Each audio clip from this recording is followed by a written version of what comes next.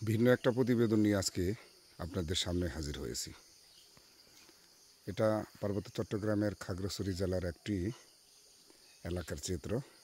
সামনে যে কৃষি ব্যবস্থা দেখতে পাচ্ছেন সেটা মূলত ধান চাষের। এটা পাহাড়ি এলাকা, এখানে ধান চাষ 2 সিজনেই হয়। আমি পুরো জমিটা এবং এর যে 2 সিজন কিভাবে ধানটা চাষ করে সেটা সহ কিছু প্রক্রিয়া বলবো। সেটা হলো, এখন বর্ষার সিজন, শ্রাবণ মাস, এই সিজনের আপনার পানির তো অভাব নাই, আল্লাহ পাকের ধানে পানি আসে।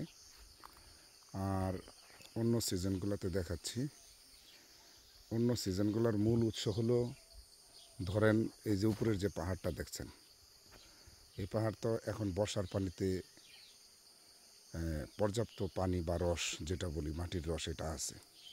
আস্তে আস্তে আস্তে আস্তে আপনার গ্রীষ্মকাল হবে, তখন কি হবে, আপনার এই যে দেখছেন যে ঝিরির যে রাস্তা, ঝিরির যে পানি, ওই ঝিরিতে বাঁধ দেওয়ার পরে সেখান থেকে পানি নিয়ে এই ধান চাষ করা হয়।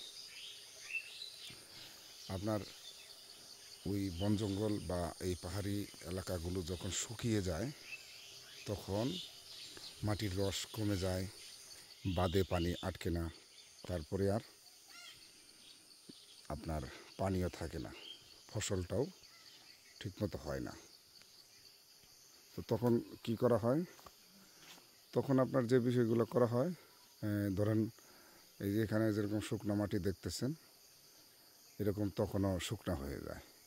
তবে পানি যে প্রথম যে ঝিরিতে আটকানো হয়, সেই আটকানো দিয়ে ওই দ্বিতীয় সিজনের কাজটাও হয়ে যায়। দ্বিতীয় সিজনের কাজটা হয়ে যায়। এই যে ঝিরির পানিগুলো দেখতেছেন তারা যাচ্ছে, এই যে খুবই চমৎকার। আর সবচেয়ে বড় কথা হলো, যেখানে বিদ্যুৎ নাই বা ঝর্ণা নাই, এই ঝিরির পানি একটা সুন্দরভাবে লেয়ার সিস্টেম বানিয়ে এখান থেকেই পানি খাওয়া হয় এবং চাষেরও কাজে লাগে।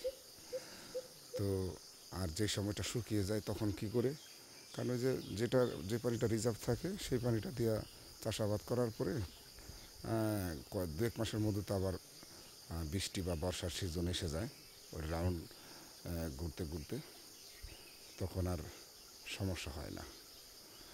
এইভাবেই কৃষিকাজগুলো হয়ে থাকে। তো আমার এই প্রতিবেদনটা কেমন হলো আপনারা জানাবেন। ভালো থাকবেন, ধন্যবাদ।